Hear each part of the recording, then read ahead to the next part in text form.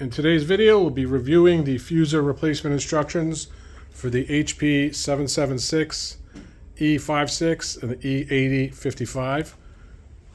That part number is 4YL16A, and we're going to use the 776 as our demo machine, but the procedure is similar across all the models. So we're going to approach the printer from the right door assembly and open the access door. And you're going to locate the fuser, and you'll see spring-loaded clips that are blue on both the left and right side. We're going to grab that and pull directly out.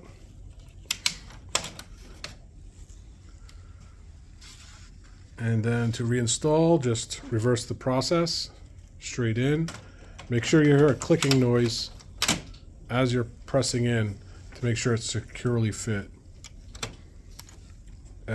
This page yield on this is about 150,000 pages, and MetroFuser has a number of different options: reman, exchange, new. Just visit us at metrofuser.com. Have a great day.